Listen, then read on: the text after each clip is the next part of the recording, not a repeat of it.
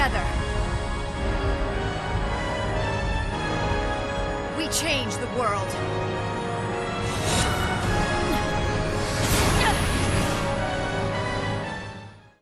Hello everyone, it's your boy Theo here with a Should You Pull Speedrun edition for Kain's BT cycle.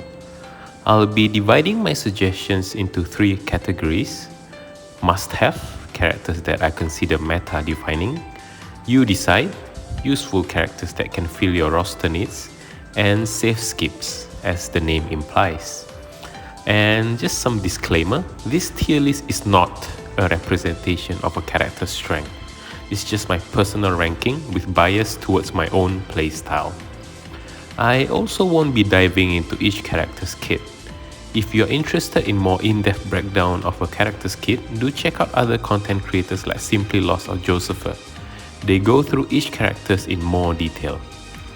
Starting with my recommendation of meta-defining characters. Kain, easily a top tier character.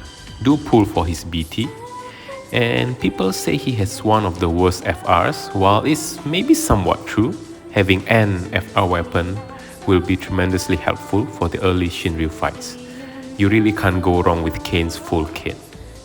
Next up is Auron, a very strong tank with high damage counter, easy to use, and I do highly recommend him.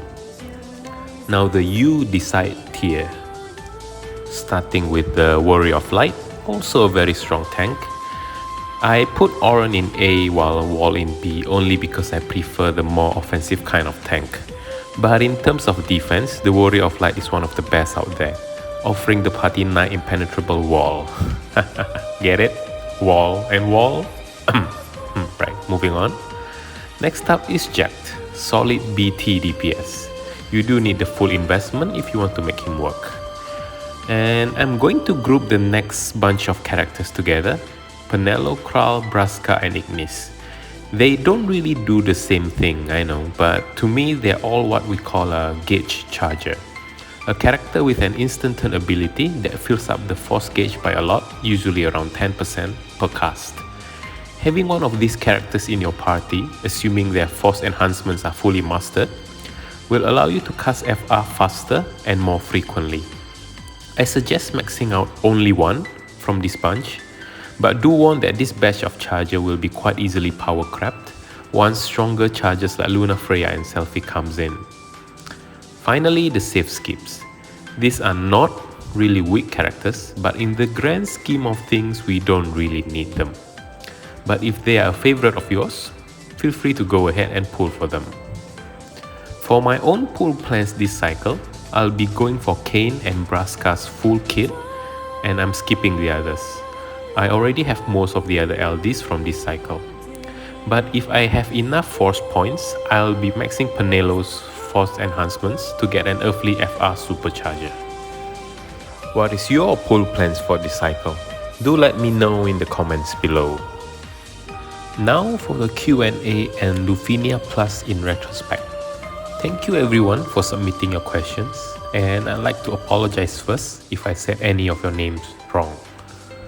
First up, we have a question from Fairy Fantasy 10 and Serial. Which characters from the C80 and C90 era do I consider underrated? For C80, I would say Selfie. I'm strictly talking about her C80 version. During her release, people are quite turned off by how her LD debuff ticks down after every HP damage, and many understandably decided to skip her until her C90 rework. But to me, she felt quite strong, and the debuff duration wasn't a big issue. She could reliably refresh it every single time I need to. For C90 character, I think I would go with Shadow. I don't have a footage of him myself, but I've used him several times off screen, especially for TCC challenges. Non-BT DPS characters rarely ever gets the limelight, for understandable reason, but Shadow is really strong, and he can outright cheese some very hard fights, like the Sephiroth Lufenia Plus. Players like Navarre and Excalibur have used him very effectively in some fights. Next up is a question by Jeffrey. How many languages do you speak? I can speak 3 languages fluently, But what those languages are shall remain a mystery. And the second question is about the hardest mission, and I'll answer that in the next section. What character really surprised you in this era? It's Ace. He was my first BT+, but I didn't green him because I thought he was strong. It's just that among the first batches of BT+, he had the most synergy with Lightning. We have BC saying Ace is good, and I know V-Power SP used Ace throughout the Lufenia Plus era. But I was personally very skeptical, and boy was I blown away by him. So much damage from his traps. And aligning his BT expiry attack to close up the match was one of my most favorite things to do in this game. Next part is about favorites and dislikes and hard stages. We have questions from Excalibur, Nick O, MZ Pro 2 and Hope Starter. I'll start with the favorites. Instead of picking just one, I'll list out several in no particular order. First up is the 6 Warrior Quest. Very cool format.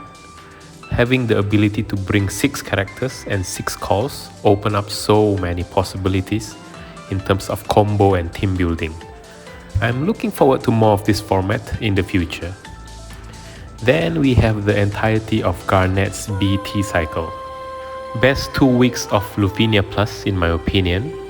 Is Garnet's BT a mistake? Yeah, kinda.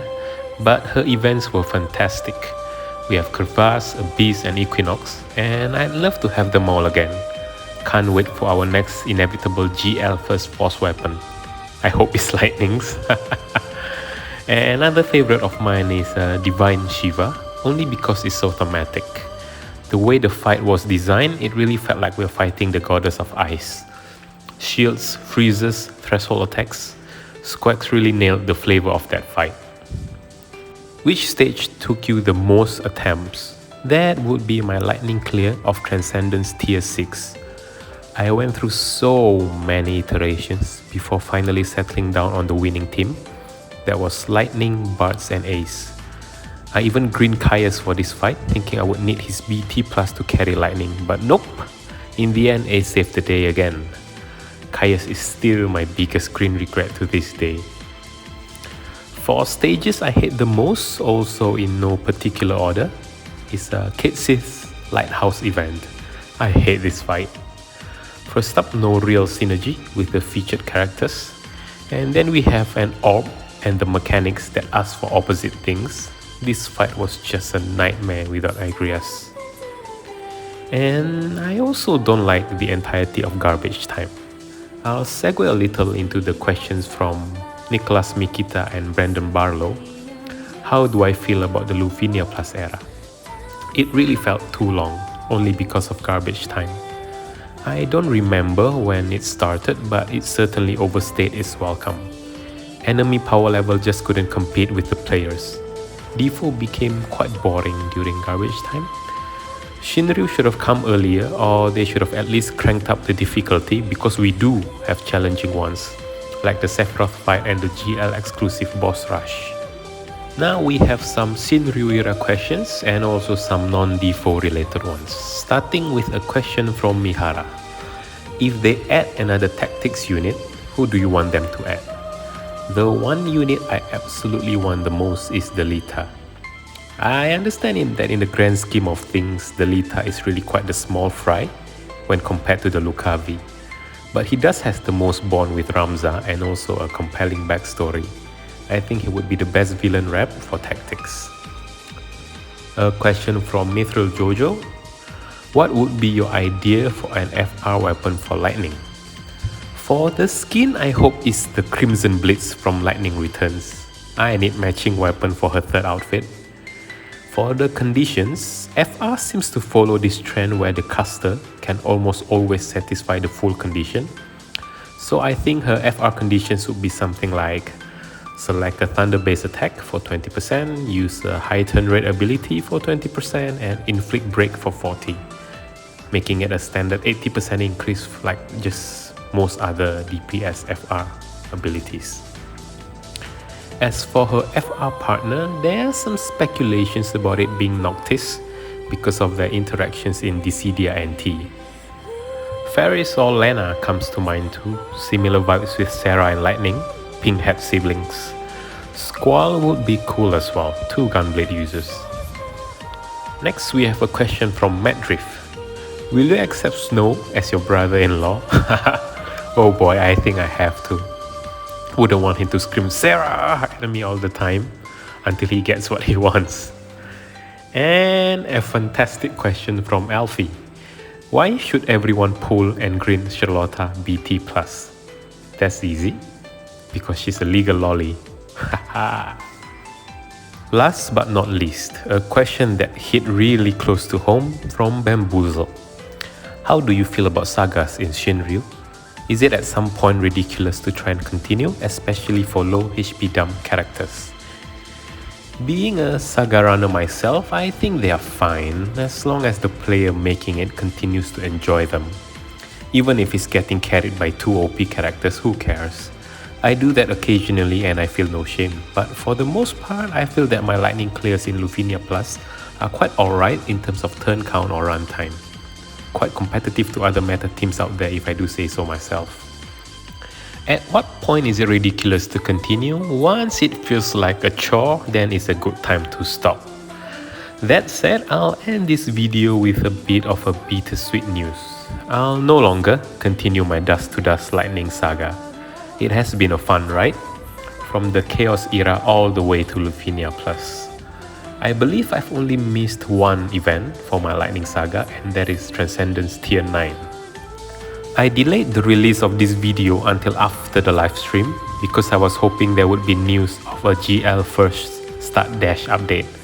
But that hope was crushed today, no news in the slides, so yeah, I don't think there would be any early rework for Cloud, Lightning or Squall. But that doesn't mean I won't be using Lightning at all, it just means there won't be a force or a dedicated clear of her anymore. If I can win with Lightning, I'll bring her, but if not, then I won't force it like how I used to. After all the hard work and contributions she has done for my channel, I think Lightning gets a well-deserved break. She'll be back later though, once we get her rework. Thank you everyone for supporting the saga and my channel through all these years. It makes me happy that my Lightning runs are still able to generate consistent views, so it feels like I've done something right for my viewers. Words really can't describe how grateful I am to all of you. So thank you again and thank you for watching. I'll see you all again tomorrow in the Shinryu era. Bye bye!